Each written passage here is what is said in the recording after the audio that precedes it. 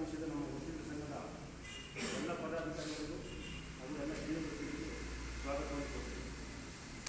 ಅದೇ ರೀತಿ ಸಂಘದ ಸದಸ್ಯರೊಂದಿಗೆ ಪೀಠ ಬೆಂಗಳೂರಿನಿಂದ ಬೇರ್ಪಟ್ಟು ಉತ್ತರ ಕರ್ನಾಟಕದ 8 ಜಿಲ್ಲೆಗಳಿಗೆ 18 ವರ್ಷದಿಂದ ಪ್ರಾರಂಭ ಆಯಿತು.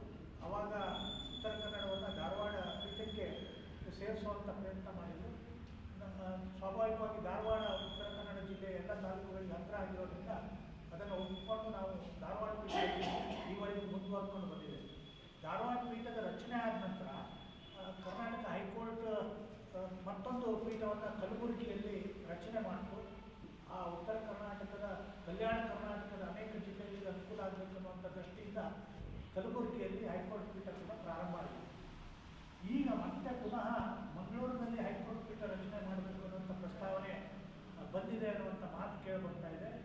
ಮಂಗಳೂರು ಹೈಕೋರ್ಟ್ ಪೀಠ ರಚನೆ ಮಾಡೋದಕ್ಕೆ ನಮ್ಮ ಯಾವುದೇ ಅಭ್ಯಂತರ ಇಲ್ಲ. ಆದರೆ ಉತ್ತರ ಕನ್ನಡವನ್ನು ಮಂಗಳೂರು ಹೈಕೋರ್ಟ್ ಪೀಠಕ್ಕೆ ಸೇರಿಸೋದರ ಸಾಧಕ ಬಾಧಕಗಳನ್ನು ಪರಿಶೀಲಿಸದೆ ಉತ್ತರ ಕನ್ನಡವನ್ನು ಕೂಡ ಮಂಗಳೂರು ಪೀಠಕ್ಕೆ ಸೇರಿಸಬೇಕು ಅಂತ ಈಗಾಗಲೇ ಏನು ಪ್ರಚಲಿತವಾಗಿ ಮಾತು ಕೇಳಿ ಬರ್ತಾ ಇದೆ. ಅದಕ್ಕೆ ನಮ್ಮ ಪ್ರಬಲವಾದ ವಿರೋಧ ಇದೆ. ನಮ್ಮ ಅಂತಂದರೆ ವಕೀಲರ ವಿರೋಧ ವಿಶೇಷವಾಗಿ ಉತ್ತರ ಕನ್ನಡ ಜಿಲ್ಲೆಯ ಪ್ರತಿ ತಾಲೂಕಿಗೂ ಮಂಗಳೂರು ಬಹಳ ದೂರದ ಒಂದು ವಿಸ್ತಾರದ ಪ್ರದೇಶ ಆಗಿರೋದ್ರಿಂದ ಅದು ಕಾರ್ಯಸಾಧು ಅಲ್ಲ ಅನ್ನುವಂಥದ್ದು ಎಲ್ಲರ ಅಭಿಮತ.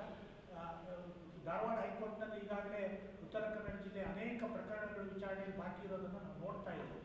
ಇದನ್ನು ಮಂಗಳೂರಿಗೆ ವರ್ಗಾಯಿಸಿದರೆ ಅನೇಕ ನಿಟ್ಟಿನಲ್ಲಿ ಉತ್ತರ ಕನ್ನಡ ಜಿಲ್ಲೆಯ ಕಕ್ಷಿದಾರರಿಗೆ ತೊಂದರೆ ಆಗೋದನ್ನು ನಾವು ಗಮನಿಸಿದ್ದೇವೆ. ಒಂದು, ಪ್ರತಿ ತಾಲೂಕಿನಿಂದ ದೂರ ಇರತಕ್ಕಂತಹ ಪ್ರದೇಶ ಮಂಗಳೂರು. ಎರಡನೇದಾಗಿ ಕರಾವಳಿ ಪ್ರದೇಶ ಅಂತ ಕಾರವಾರದಿಂದ ಭಟ್ಕಳದವರೆಗಿನ ಪ್ರದೇಶವನ್ನು ಘಟ್ಟದ ಮೇಲ್ಭಾಗದ ಜೊತೆಗೂ ಸೇರಿಸಿಕೊಂಡು ಕರಾವಳಿ ಅಂತ ಅದನ್ನು ಉಲ್ಲೇಖ ಮಾಡ್ತಾ ಇರೋದಕ್ಕೆ ನಮ್ಮದು ಬಹಳ ಪ್ರಬಲವಾದಂಥ ವಿರೋಧ ಇದೆ. ಇದು ಉತ್ತರ ಕನ್ನಡ ಜಿಲ್ಲೆ ಪೂರ್ಣವಾಗಿ ಕರಾವಳಿ ಪ್ರದೇಶ ಅಲ್ಲ. ಹೈಕೋರ್ಟ್ ಮತ್ತು ಕರ್ನಾಟಕ ರಾಜ್ಯ ಸರ್ಕಾರ ಇದನ್ನು ಗಮನಿಸಬೇಕು. ಅಂದರೆ ಇಡೀ ದೇಶದಲ್ಲಿ ಈ ಥರ 3 ಜಿಲ್ಲೆಗಳಿದೆ. ಉತ್ತರ ಕನ್ನಡದಂಥ 3 ಜಿಲ್ಲೆ ಇದೆ. ಆ 3 ಜಿಲ್ಲೆಯಲ್ಲಿ ಕರಾವಳಿ, ಮಲೆನಾಡು ಮತ್ತು ಬಯಲುನಾಡು 3 ಸೇರಿರ್ತಕ್ಕಂಥ ಜಿಲ್ಲೆ ಇರತಕ್ಕಂಥ ಪ್ರದೇಶ ಇದು ಉತ್ತರ ಕನ್ನಡ. ಹಾಗಾಗಿ ಇದನ್ನು ಕರಾವಳಿ ಅಂತ ಸಮಗ್ರವಾಗಿ ಪರಿಶೀಲನೆ ಮಾಡೋದಕ್ಕೆ ಅವಕಾಶ ಇಲ್ಲ, ಪರಿಗ್ರಹಿಸೋದಕ್ಕಾಗೋದಿಲ್ಲ.